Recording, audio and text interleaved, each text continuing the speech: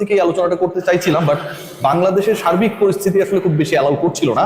আজকে মোটামুটি এখন আপনারা যারা বাসায় গিয়েছেন রেস্ট করছেন তাদের সামনে বা তাদের জ্ঞাতার্থে জানাচ্ছি, সাকিব আল হাসান তিনি একটা সাক্ষাৎকার দিয়েছেন, দীর্ঘ সাক্ষাৎকার বলতে পারি। এই বিষয়গুলো নিয়ে তিনি এভাবে এর আগে অনেকগুলো সাক্ষাৎকার দিলেও বিভিন্ন মিডিয়ায় সেই কথাগুলো এমন ভাবে আসে নাই।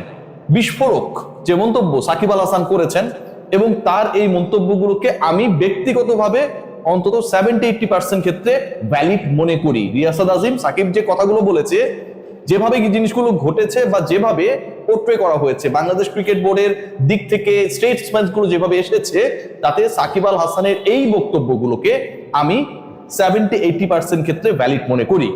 একটু এন্ডোর্স করে নেই।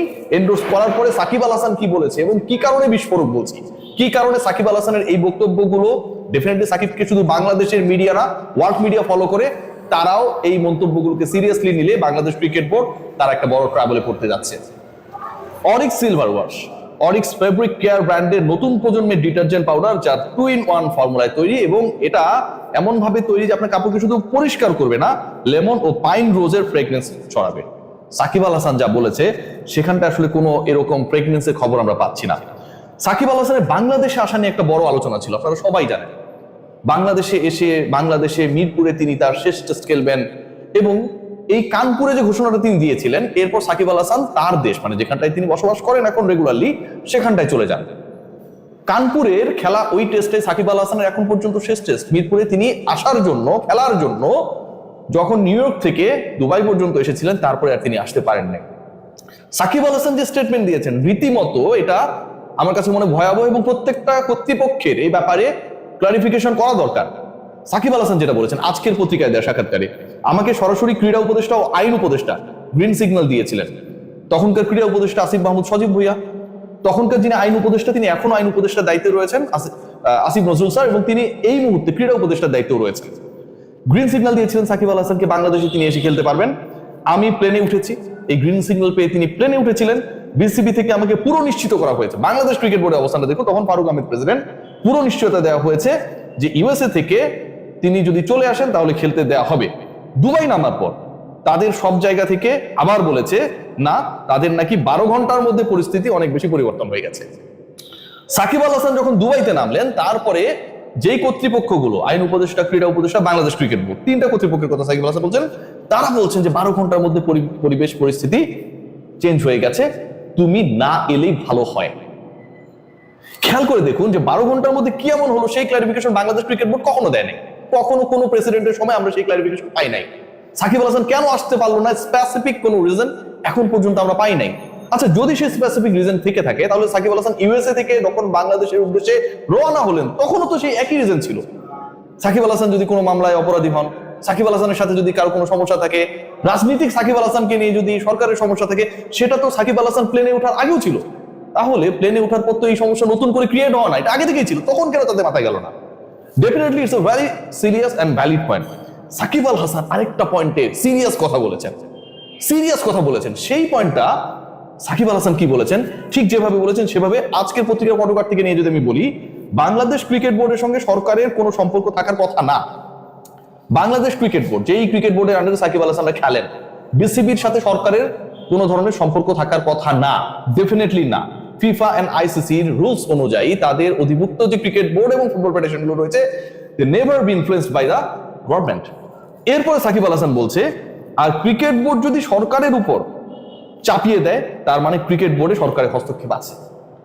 ক্রিকেট বোর্ড যদি সরকারের দ্বারা কোনোভাবে কোনো প্রেশার গ্রহণ করে তার মানে সরকারের ক্রিকেট বোর্ডের উপর হস্তক্ষেপ আছে। এর অর্থ হলো বিষয়টা আইসিসিতে যাওয়া উচিত। দেখুন, এটা কিন্তু খুবই সিরিয়াস একটা স্টেটমেন্ট ফ্রম সাকিব আল হাসান, বাংলাদেশের সর্বকালের সর্বশ্রেষ্ঠ অ্যাথলিট। বিসিবির উপর সরকারের প্রভাব থাকা উচিত না, যদি প্রভাব থাকে তাহলে সেটা সরাসরি হস্তক্ষেপ। তৃতীয় লাইনে তিনি গিয়ে বলছেন, যদি এরকম ঘটনা ঘটে তাহলে তো সেটা সরাসরি আইসিসিতে যাওয়া উচিত। তারপর কি বলছে শুনুন, তারপর তিনি বলছেন, আমাকে যদি ক্রিকেট বোর্ডে ফেরত না নিতে পারে দেশে, এটা তাদের ব্যর্থতা, তাদের সঙ্গে সঙ্গে সাসপেন্ড হয়ে যাওয়া উচিত। বাংলাদেশ ক্রিকেট বোর্ডের ডিরেক্টররা বিভিন্ন সময় সাকিব আল হাসান কেন দেশে আসছে না, আপনারা ইউটিউবে গুগলে সার্চ করেন, ফেসবুকে গিয়ে লিখেন, সার্চ অপশনে গিয়ে লিখেন, অসংখ্য ইন্টারভিউজ পাবেন। অসংখ্য কমেন্টস পাবেন যে এটা আমাদের হাতে নেই। আমাদের হাতে নেই মানে এটা সরকারের হাতে রয়েছে, এবং সরকারের একজন দায়িত্বশীল উপদেষ্টা সাকিব যেন আর বাংলাদেশের হয়ে কখনো খেলতে না পারে। আসিফ মাহমুদ সজীব ভুঁইয়া এই কথাটা সরাসরি নাকি বিসিবি কে বলে দিয়েছেন, সেটা তিনিই দাবি করেছেন, এটা আমার কথা না। আমার এই কথা এখন কারো শুনতে খারাপ লাগতে পারে, বাট এটা তো আমার স্টেটমেন্ট না। সরকারের সে সময় ক্রীড়া উপদেষ্টা সাকিব আল হাসানের সাথে যখন ফেসবুকে যুদ্ধ চলছিল, তিনি বলে দিয়েছেন বিসিবির সাকিবের ক্ষেত্রে যে সিদ্ধান্ত নেওয়া হয়েছে সেটা ভালো সিদ্ধান্ত ছিল, মানে তাকে খেলতে না দেওয়া, এবং সাকিব আল হাসান যেন আর কখনো দেশের হয়ে খেলতে না পারেন বিসিবি কে তিনি সেভাবেই নির্দেশনা দেবেন। খেয়াল করে দেখুন, তার মানে সরকার থেকেই দাবি করা হচ্ছে, সরকারের দায়িত্বশীল সেই কেদারায় বসে দাবি করা হচ্ছে যে সাকিব আল হাসানের ক্ষেত্রে ডিসিশনটা বিসিবির যতটুকু না তার থেকে সরকারের। এখন সরকার যদি সিদ্ধান্ত নেয় অ্যাকর্ডিং টু দ্য আইসিসি, এটা তো সরকার পারে না, অথবা সরকার এটা পারলে বিসিবি সাসপেন্ড হয়ে যাওয়া উচিত অ্যাকর্ডিং টু সাকিব আল হাসান। সাকিব আল হাসানের এই স্টেটমেন্ট গুলো কেন আজকে এত গুরুত্বপূর্ণ, এত জরুরি, এত আলোচনায় আসার জন্য আমার কাছে মনে হয় যে ইম্পর্টেন্ট। কারণ এই কথাটা যদি ইবাদত হোসেন বলতেন, দেশের বাইরে থাকা তাপস দা বলতেন, তাপস বৈশ্য বলতেন, আলামিন হোসেন বলতেন, শফিউল ইসলাম বলতেন, এনামুল হক বিজয় বলতেন, এগুলো কোনো ম্যাটার করতো না। But Shakib Al Hasan is a global figure, বাংলাদেশের অপর নাম ক্রিকেটে সাকিব আল হাসান, ভেরি ট্রু।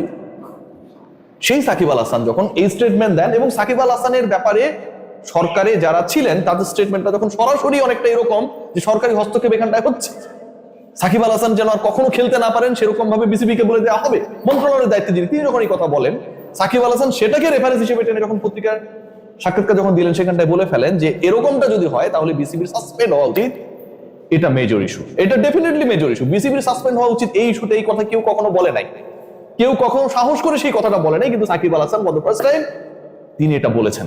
এবং সাকিব আল হাসান যখন এটা বলেছেন, আজকের পত্রিকা একটা বাংলা পত্রিকা হলেও এই আলোচনাটা, এই ডিসকাশনটা, এই স্টেটমেন্টটা আইসিসি কিংবা ক্রিকেট সংশ্লিষ্ট যে ফ্র্যাটার্নিটি রয়েছে সবার কাছে গেছে, সবার কাছে গেছে, সবাই জানে এটা। বাংলাদেশ ক্রিকেট বোর্ডের সামনে অনেক সংকট আসন্ন, যতটুকু আমি বুঝতে পারি, শুনতে পাই। সাকিব আল হাসানের এই স্টেটমেন্ট এবং খুবই valid statement, Bangladesh cricket board বলতে পারে Shakib Al Hasan is not fit enough, Shakib Al Hasan is not a good performer, our selection panel has decided not to allow Shakib to the national team, valid reason. কিন্তু বাংলাদেশ ক্রিকেট বোর্ড যদি যখন বলে যে এটা তো আমাদের হাতে নেই, আবার যাদের হাতে তারা যখন বলে যে সাকিব যেন আর কখনো খেলতে না পারে বিসিবি কে বলে দেওয়া হবে, তখন সেটা বিসিবি নিষেধাজ্ঞায় পড়ার মতোই ঘটনা। সাকিব সেই কথাই বলেছেন। সবাই ভালো থাকবেন, টেক গ্রেট কেয়ার।